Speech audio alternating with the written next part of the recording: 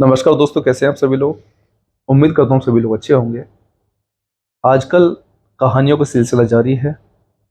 मैं आपके सामने रोज ऐसी कहानियां लेकर आ रहा हूँ जिसमें कोई ना कहीं कैसा भी कोई ना कोई रहस्य जरूर जुड़ा हुआ है।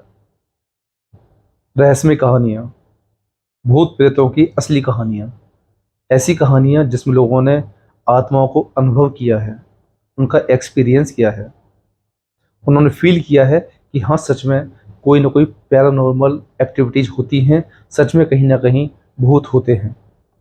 ऐसी कहानियां मैं आपके तक पहुंचा रहा हूं जिसमें क्राइम होता है, और क्राइम की जो अच्छी मर्डर मिस्ट्रीज हैं वो मैं आप तक पहुंचाता हूं। और आप उन वीडियोस को प्यार भी दे रहे हैं, मेरी कहानियों को प्यार भी दे रहे हैं। उसके लिए आपको तहे दिल से बहुत बहुत धन्यवाद। आपका शुक्रिया अदा करता हूं कि आप मेरी वीडियो को जो प्यार दे रहे हैं। तो आप प्लीज़ चैनल को थोड़ा सब्सक्राइब भी कर लीजिए और ज़्यादा थोड़ा मोटिवेट कर दीजिए हमको भी। और ऐसी अच्छी अच्छी कहानियों को सुनने के लिए हमसे जुड़े रहिए। आज की जो कहानी लेकर आया हूँ आपके लिए पास, ये एक ऐसी कहानी है जिसमें एक व्यक्ति का मर्डर होता है। उसके बाद जिसका मर्डर होता है, जिसका कत्ल होता है, उसका जो भूत है, उसकी जो आत्मा है, कातिल के पास जाती है, उसको डराती है। और उसके डर की वजह से कातिल जो है, आपको खुद का जो जुर्म था उसे कबूल कर लेता है कि हाँ, ये जुर्म मैंने किया है। कहानी कहीं बाहर की नहीं है, हिंदुस्तान की है। और हिंदुस्तान में अपने गुरुग्राम की है। वही गुरुग्राम जिसको पहले गुड़गांव के नाम से जाना जाता था। दिल्ली से सटा हुआ बहुत ही ज़्यादा फेमस शहर है, फेमस जगह है, और लोग इसको बहुत ज़्यादा पसंद भी करते हैं। इसके अलावा आपने एक खबर और सुनी होगी कि हमारा जो हिंदुस्तान है, अब आबादी के मामले में, जनसंख्या के मामले में वर्ल्ड का नंबर 1 देश बन चुका है, जिसने चाइना को पीछे पछाड़ दिया है। अब चाइना से भी ज़्यादा आबादी हमारे देश की हो गई है। अब आते हैं आज की कहानी पर। कहानी है गुरुग्राम की। गुरुग्राम के ऐसे परिवार की जिसके पास पैसे की कोई कमी नहीं थी। जमींदार टाइप के लोग थे, बिजनेसमैन लोग थे, करोड़ों का उनका व्यापार था। और उस परिवार के जो जमींदार थे, उनको 2 बेटे थे। छोटे बेटे का नाम था राजेंद्र, जिसकी उम्र थी लगभग 25 साल। अब जो लोग पैसे वाले होते हैं, उनके जो बच्चे होते हैं, घूमने फिरने के शौकीन होते हैं, पैसा अपना खूब एंजॉय करते हैं अपनी लाइफ को। तो वो अपने दोस्तों के साथ, जो राजेंद्र था, अपने दोस्तों के साथ में कभी भी घूमने के लिए घर से चला जाता था। ट्रिप करते थे, ये लोग बाहर घूमने के लिए जाते थे। लेकिन हर बार वो अपने घर पर जरूर बताता कि मैं उसके साथ जा रहा हूँ। और अगर नहीं भी बता के जाता था तो वहां से फोन करके बता देता था कि मैं 2-4 दिन में आपके घर पे वापस आ जाऊंगा, अपने घर पे वापस आ जाऊंगा। एक दिन राजेंद्र अपने घर से घूमने के लिए जाता है।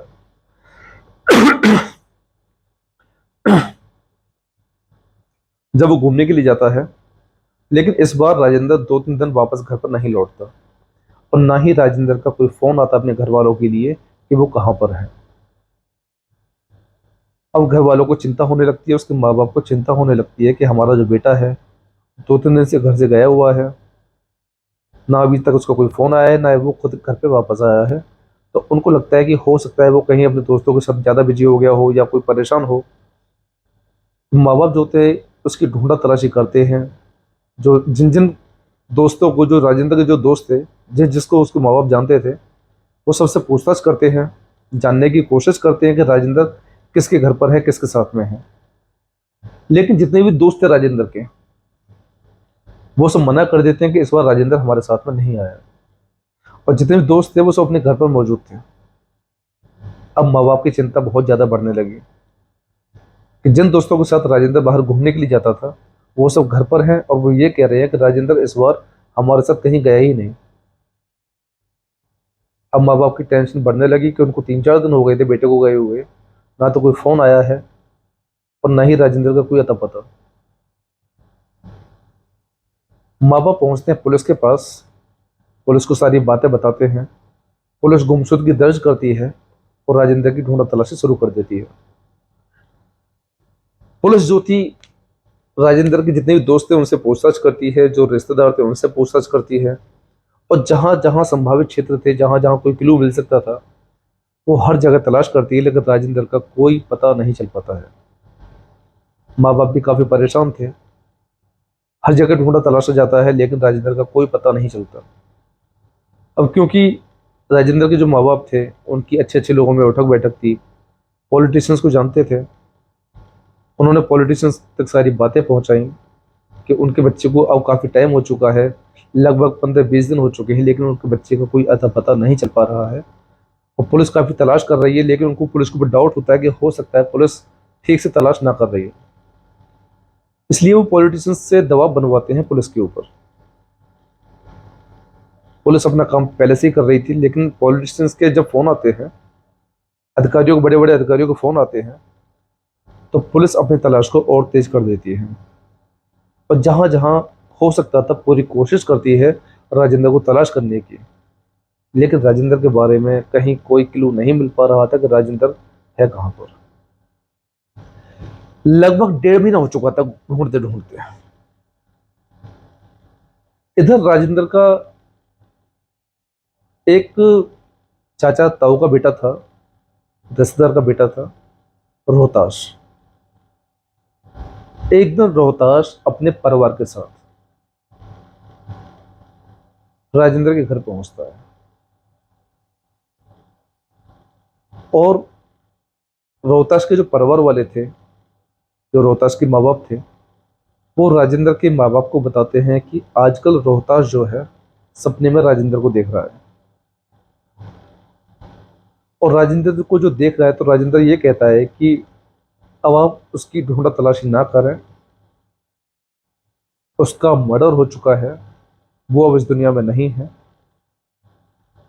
और मेरा अंतिम संस्कार कर दिया जाए। अगर मेरा अंतिम संस्कार नहीं कर पाते हो तो कम से कम मेरे कपड़ों को अंतिम संस्कार कर दिया जाए। माँ बाप सोचते हैं कि हो सकता है कि रोहतास और राजेंद्र दोनों नजदीकी थे, काफी प्रेम था दोनों में, काफी अच्छी दोस्ती भी थी। हो सकता है कि इसको कोई वहम हुआ हो, तो इसलिए रोहतास कोई ऐसे बयान दे रहा है। तब रोहतास के माँ बाप बताते हैं कि ये वाली बात राजेंद्र रोहतास कई दिनों से कह रहा है कि राजेंद्र उसके सपने में कम से कम अब तक 10 बार आ चुका है। पहली बार आता है तो बताता है कि मेरे माँ बाप जो हैं उनसे कहो कि वो मेरी ढूंढा तलाशी बंद कर दें, परेशान ना हो, और मेरे कपड़ों का कम से कम अंतिम संस्कार कर दें। लेकिन रोता सोचता है कि ये मेरा वहम है। दूसरे दिन भी आता है, फिर वो सोचता है कि वहम है, तीसरे दिन भी आता है, फिर लगता है वहम है। लेकिन 10-15 दिन जब हो जाते हैं, रोता राजेंद्र को रोहताश के सपने में डेली आते हुए, तो वो डर की वजह से अपने माँ बाप को बताता है। और माँ बाप जो होते, पहले तो सोचते हैं कि राजेंद्र के माँ बाप को कैसे बताया जाए, लेकिन बताना मजबूरी थी क्योंकि राजेंद्र डेली आ रहा था रोहताश के सपने में। इसलिए वो राजेंद्र के घर पर जाते हैं और उसके माँ बाप को सारी बातें बताते हैं। और राजेंद्र के माँ बाप को लगता है कि हो सकता है कोई वहम हो, जो भी हो, लेकिन इस वाली बात को पुलिस तक जरूर पहुंचाना चाहिए। तो राजेंद्र के जो माँ बाप थे पुलिस को बुलाते हैं अपने घर पर। पुलिस पहुंचती है, राजेंद्र के माँ बाप बताते हैं कि सामने जो बैठा हुआ है ये रोहताश है, ये हमारे रिश्तेदार का बेटा है, और ये डेली सपने में राजेंद्र को देखता है। और राजेंद्र ये कहता है कि अब मेरे को ढूंढा तलाशा ना जाए, मेरा अंतिम संस्कार कर दिया जाए, मेरा ना कर पाओ तो मेरे कपड़ों का अंतिम संस्कार कर दो। इसका मतलब ये कंफर्म है कि उसका मर्डर हो चुका है। तो पहले तो पुलिस उसको हल्के में लेती है कि यार क्या ये कैसे भूत प्रेत की बातों पर बातें करते हैं। पुलिस इन चीज़ों पे कम विश्वास करती है थोड़ा सा, लेकिन फिर भी वो रोहताश से पूछती है कि अच्छा ये बताओगे, अगर वो तुमसे ये कहता है कि मेरे कपड़ों का अंतिम संस्कार कर दिया जाए, तो उसके कपड़े कहाँ पर हैं? रोहताश बताता है कि वो ये कहता है कि पास में ही ये कुआं है, तो उस कुएं में मेरे कपड़े पड़े हुए हैं, और उनका अंतिम संस्कार कर दिया जाए।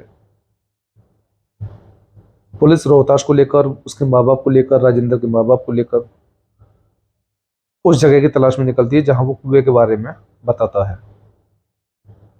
तलाश करते हुए उस कुएं के पास पहुंचते हैं। रोहताश से पूछते हैं क्या ये वही कुआं है?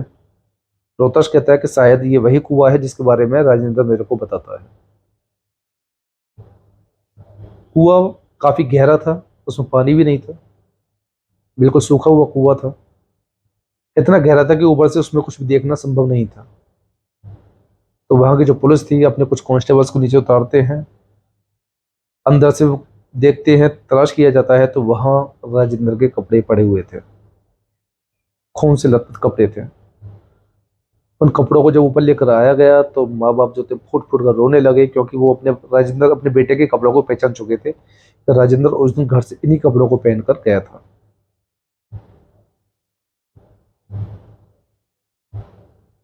माँ बाप उन कपड़ों का ही अंतिम संस्कार कर देते हैं।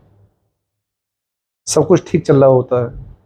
संस्कार करने के बाद में फिर वो पूछते हैं रोहतास से कि क्या अब भी राजेंद्र उनके सपने में आता है। तो रोहतास बताता है कि अब वो मेरे सपने में नहीं आता, शायद उसकी आत्मा को शांति मिल चुकी है। बताते हैं कि जब तक व्यक्ति का अंतिम संस्कार ना हो, उसकी प्रिय चीजों का अंतिम संस्कार ना हो, उससे जुड़ी हुई चीजों का जब तक हम अंतिम संस्कार नहीं कर देते, तब तक आत्मा भटकती रहती है। तो रोहताश की बात पर उसके घर वालों ने विश्वास कर लिया कि हो सकता है राजेंद्र अब उसके सपने में नाता हो। लेकिन पुलिस को ये कहानी कुछ अटपटी सी नजर आ रही थी। पुलिस काफी तलाश करती रहती है राजेंद्र को, क्योंकि उसका मर्डर तो हुआ है, उसके कपड़े तो मिल गए, लेकिन उसकी लाश जो थी, जो उसकी डेड बॉडी थी, उसका कहीं पता नहीं चल पा रहा था कि उसकी बॉडी कहाँ पर है। उसके बारे में कोई क्लू नहीं पता चल पा रहा था कि उसकी बॉडी कहाँ पर है। मर्डर हुआ है, कपड़े मिले हैं, खून से लथपथ कपड़े मिले हैं, लेकिन राजेंद्र कहाँ है।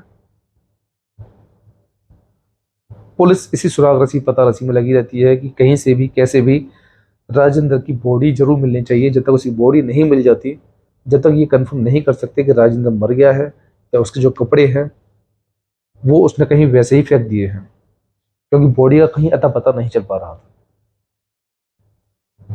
काफी तलाश किया जाता है लेकिन उसकी बॉडी कहीं नहीं मिलती। पुलिस अब इस नतीजे पे पहुंचती है कि क्यों ना एक बार दोबारा से रोहताश से बात की जाए, क्योंकि राजेंद्र जो सपने में आता था वो आता था रोहताश के, वो किसी और के सपने में नहीं आया। तो जिस दिन रोहताश को पुलिस पूछताछ के लिए उसके घर पहुंचती है, उस दिन रोहताश जो था वो राजेंद्र के घर पर ही था। तो पुलिस ये कहती है कि हम तुमसे कुछ पूछताछ करने के लिए आपको हमारे साथ थाने पे चलना पड़ेगा। तो रोहताश के जो माँ बाप थे शॉक्ड थे थोड़ा सा। वो कहते हैं कि ऐसा कैसे हो सकता है, एक तो यही इसी के सपने में आकर राजेंद्र बता रहा है और तुम इसी को गिरफ्तार कर रहे हो। राजेंद्र के माँ बाप ने भी इसका काफी विरोध किया कि आप इसको गिरफ्तार नहीं कर सकते, आप इससे पूछताछ नहीं कर सकते, क्योंकि इसी की वजह से हमारे बच्चे के कपड़ों का अंतिम संस्कार हुआ है। लेकिन पुलिस ने किसी की एक न मानी और रोहताश को पूछताछ के लिए थाने पर ले आई। प्यार से पूछा, जैसे भी चाहा उससे वैसे पूछा, और जब पुलिस अपनी पे आती है तो सब कुछ अच्छी अच्छी बातें बोल देते हैं। जब रोहताश से पुलिस ने अपने तरीके से पूछताछ जारी की तो रोहताश ने बताया कि राजेंद्र उस दिन मेरे साथ ही घर से गया था, उसको मैंने ही फोन करके अपने पास बुलाया था और मैंने ही उसका मर्डर किया है। पुलिस थोड़ी सी शॉक्ड थी कि ऐसा क्यों किया। तब नई कहानी सामने निकल कर आती है कि जो रोहताश था वो राजेंद्र की फैमिली का, उसका चाचा ताऊ का बेटा लगता था। राजेंद्र दो भाई थे। बड़ा भाई जो था वो थोड़ा सा दिमागी तौर पे पागल था, और रोहताश जो राजेंद्र थी उसके पापा के पास में बहुत अच्छी प्रॉपर्टी थी। बड़ा भाई थोड़ा सा दिमागी तौर पे पागल था, तो उसके नाम पर तो पूरा बिजनेस हो नहीं पाएगा। बचा केवल राजेंद्र। अगर राजेंद्र रास्ते से हट जाए तो माँ बाप के पास रोहताश की प्रॉपर्टी देने के अलावा कोई और ऑप्शन नहीं बचता। इसलिए वो राजेंद्र को अपने पास बुलाता है और चाय कॉफी कोल्ड ड्रिंक जो भी था उसमें वो बेहोशी की दवा मिलाकर उसका कत्ल कर देता है। कत्ल करने के बाद में अपने नौकरों की मदद से राजेंद्र की डेड बॉडी को अपने ही फार्म हाउस में गड्ढा खुदवाकर दफना देता है। लेकिन जिस रात उसने ये काम किया था उसी रात में राजेंद्र उसके सपने में आता है और वो ये कहता है कि तुमने मेरे साथ अच्छा नहीं किया। अब इस वाली बात से रोहतास बहुत ज्यादा डर जाता है, लेकिन सोचता है कि हो सकता है कोई वहम हुआ हो। लेकिन एक दो दिन उसके सपने में रोज राजेंद्र आता था वो, और ये कहता था कि तुमने मेरे साथ अच्छा नहीं किया। और उसको अपने आसपास राजेंद्र की मौजूदगी का एहसास होता था कि राजेंद्र मेरे आसपास ही घूम रहा है। और बार बार उसको ये कह रहा है कि तुमने मेरे साथ अच्छा नहीं किया, तुमने मेरे साथ में विश्वासघात किया है। उसे लगा कि हो सकता है कि राजेंद्र को मैंने अपनी फार्म हाउस में दफनाया है, तो हो सकता है इसकी वजह से वो मेरे पास भटक रहा है। वो फिर अपने नौकरों की मदद से गड्ढा खुदवाता है, उसकी बॉडी को निकालता है और फार्म हाउस से दूर थोड़ा सा जंगलों में उसकी बॉडी को फिर दोबारा से गड्ढा खुदवा के दफना देता है। लेकिन राजेंद्र उसका पीछा नहीं छोड़ रहा था। राजेंद्र बार बार उसके सपने में आता है, बार बार ये एहसास होता है रोहताश को कि राजेंद्र मेरे आसपास ही भटक रहा है। राजेंद्र मेरे को बार बार ये एहसास दिला रहा है कि मैंने कोई गलत काम किया है। हो सकता है ये उसका वहम भी हो, क्योंकि वो कोई सीरियल किलर तो था नहीं रोहताश। उसका ये पहला जुर्म था, पहला क्राइम था। तो उसको हो सकता है वहम हुआ हो, या हो सकता है कि सच में राजेंद्र उसके पास आता हो, जो राजेंद्र का भूत था वो उसके पास सच में आता हो। तो इस वाली बात से रोहताश बहुत ज्यादा घबरा गया। उसने और लोगों से बात करी तो लोगों ने बताया कि आत्मा तब तक भटकती है जब तक कि उनकी किसी चीज का अंतिम संस्कार ना हो जाए। फिर उसने अपने नौकरों की मदद से गड्ढा खुदवाया, राजेंद्र के कपड़े उतारे और पास के कुएं में फेंक दिया। और फेंकने के बाद में ये कहानी, मनगढ़ंत कहानी बनाई कि राजेंद्र उसके सपने में आके कहता है कि मेरे माँ बाप को बता दो कि वो मेरे कपड़ों का अंतिम संस्कार कर दें। इसलिए वो अपने माँ बाप, उसके राजेंद्र के माँ बाप के पास जाता है और बताता है कि वहाँ ऐसे ऐसे कपड़े पड़े हुए हैं। और राजेंद्र ने बताया है कि उसके कपड़े वहां पर हैं और उनका अंतिम संस्कार कर दिया जाए, वरना उसकी आत्मा को शांति नहीं मिलेगी। तो ये अपनी सारी कहानी, सारा जो जुर्म था उसे कबूल कर लेता है पुलिस के सामने। अब जो राजेंद्र के माँ बाप थे उनको भी विश्वास नहीं होता, और रोहताश के जो माँ बाप थे उनको भी विश्वास नहीं होता। लेकिन जब उसने अपना जुर्म कबूल कर लिया तब कोई भी कैसी संभावना नहीं बची कि ये मर्डर किसी और ने किया है। उसके बयानों के आधार पर, रोहताश के बयानों के आधार पर उसके जो जो मदद करी थी जिन नौकरों ने, उनको गिरफ्तार किया जाता है। मौके पर पहुंचता है जहां उसकी बॉडी दफनाई गई थी राजेंद्र की। वहां से उसकी बॉडी के कुछ जो अवशेष बचे हुए थे उनको निकालते हैं, उनका अंतिम संस्कार होता है और इन सबको सजा हो जाती है। शायद ये मामला अभी भी कोर्ट में चल रहा है। तो ये एक ऐसी कहानी है जिसमें एक व्यक्ति का मर्डर होता है, उसके ही रिश्तेदार उसकी प्रॉपर्टी हथियाने के लिए उसका मर्डर करते हैं। और मर्डर करने के बाद में जो जिसका मर्डर होता है, उसकी मौजूदगी, उसके भूत की मौजूदगी का एहसास कातिल के पास हर समय रहता है। और इस डर की वजह से वो कहीं ना कहीं ऐसा कोई क्लू छोड़ देता है जिससे पुलिस को पूरा शक हो जाता है कि इसी के पास क्यों आता था भूत। और इस तरीके से पूरी मर्डर मिस्ट्री खुलती है। तो बहुत सारी ऐसी कहानियां हैं जहां पर इस रहस्यमय तरीके से कुछ कहानियां खुलती हैं, इस रहस्यमय तरीके से कुछ मर्डर मिस्ट्रीज खुलती है, जहां हमको लगता है कि ये हो सकता है कि भूत ने ही खुलवाई हो। तो उम्मीद करता हूँ आपको आज की कहानी पसंद आई होगी। मिलते हैं फिर अगली वीडियो में। तब तक के लिए नमस्कार, जय हिंद।